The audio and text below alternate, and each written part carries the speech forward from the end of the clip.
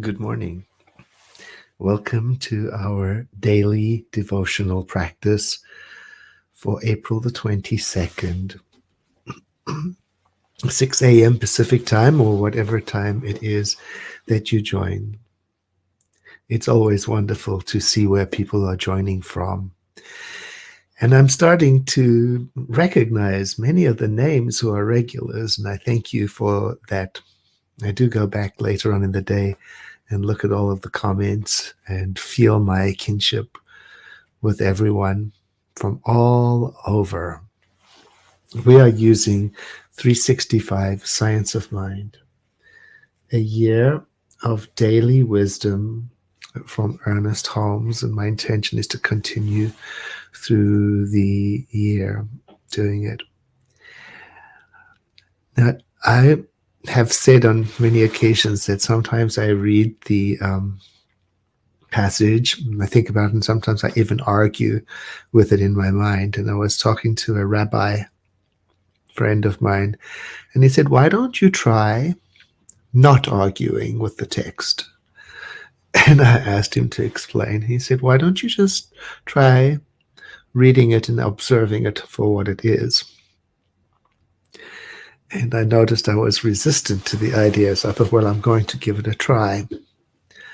Except I must, I feel, change the language to be gender inclusive. So you see, I'm very rebellious. So here is the reading for today. And the quote, the biblical quote that sets it off, I'm looking at the Kindle version, which is nice and bright on the screen. Revelation 21, verse 4. "And the divine shall wipe away all tears from their eyes, and there shall be no more death, neither sorrow nor crying, neither shall there be any more pain." So vision reminds me instantly of Centers for Spiritual Living's vision, the global vision of a world that works for everyone. So high-minded that it seems unattainable, and that's the purpose of a vision, to draw us forward to something that is not presently a reality. It must be larger than what is present. So, and there's something stirring in those words, something that I wish for all people and for myself and for all beings, the end of sorrow and pain. So I like that.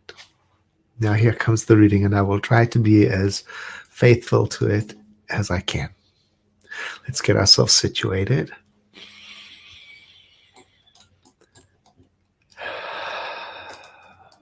How would it be if we all opened a spiritual account with the Bank of Life, and realizing that we, drawing on the infinite, each day we deposited enough hope and happiness and faith to more than meet any emergency that might possibly arise? Editorial comment. That's what I think we're doing with this daily devotional practice, making deposits, preparing for the lean years, getting ourselves shored up so that we are faithful as we enter the day. But he goes on with another idea. The wonderful part about this is that we know life contains all of these things, and it wants to give them to us. It is intended by the divine scheme of things that we should have them. Why can we not think of it this way? The divine has already made the initial deposit, and a big one, for everyone who is ever born into existence, because the divine has given itself to us. The divine has imparted its own life, and in a mysterious way that is beyond our understanding, has endowed us with a capacity to love. If God is love and we sense deeply that this is so, and if each one of us has, and we must have, immediate access to the love of the divine, then we earn the ability to draw on the bank of life in such degree as we become loving. So, if you and I take the time, like we do every morning, to harmonize ourselves with love, we will find that when some incident that seems distressful arises in our experience, we have a resource, a reserve to draw upon. When some experience comes along that seems unloving, think of it this way. You are able to write a check from your bank of life that can cover every liability of unkindness. The divine is love, and all the love there is yours right now. Well, it's a rather sweet reading, and it's a lovely setup for the day. And so I invite you to join me in a moment of prayer. I'm going to need my glasses to read this one.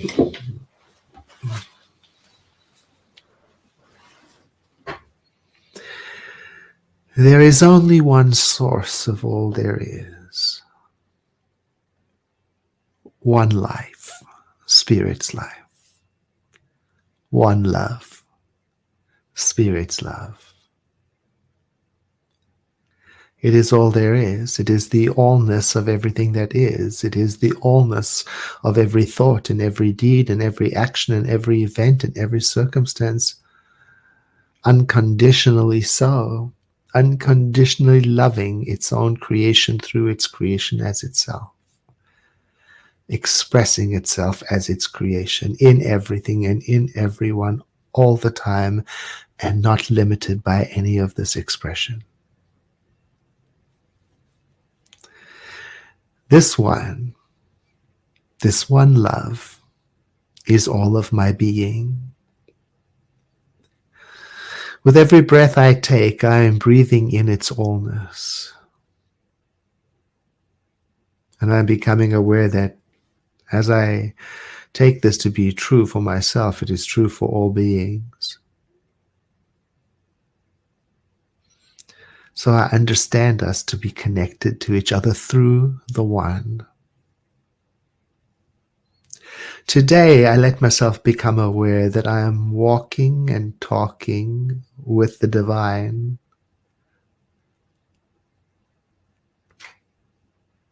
In reality, there has never been any separation. That is why I say in this prayer, love is all there is. The thoughts of this prayer come to me from a place of deep conviction. The ideas take place as love in my mind. I feel them in my heart and I sense them all around me. And the result is an emanation, an expression of joy, a feeling of even further connection, a desire to be closer, even still, to others. And my thought expands in alignment with this beauty that is the presence of the divine.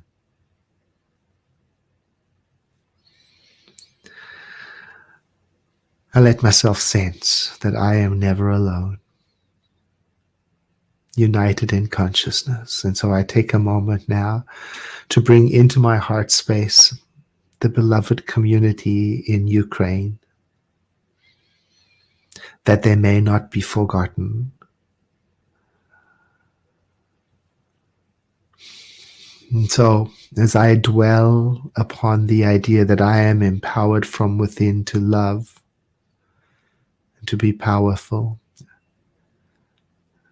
I let that love reach across time and space, of which there is no. separation or boundaries, to include our beloved community in Ukraine. And for all of this, I feel a soulful gratitude and an expansion of loving kindness. I declare that divine law is already responding affirmatively. And I seal this prayer with the formula saying, and so it is.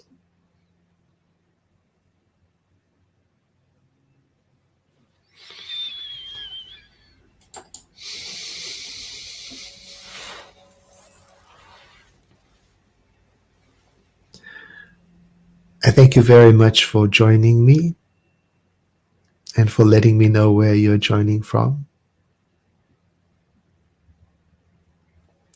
And if you cried yourself to sleep last night, or if there's something incomplete in you and you would like some personalized spiritual mind treatment, which means affirmative prayer, please join our World Ministry of Prayer. Find them on the World Wide Web. Just search for the phrase World Ministry of Prayer.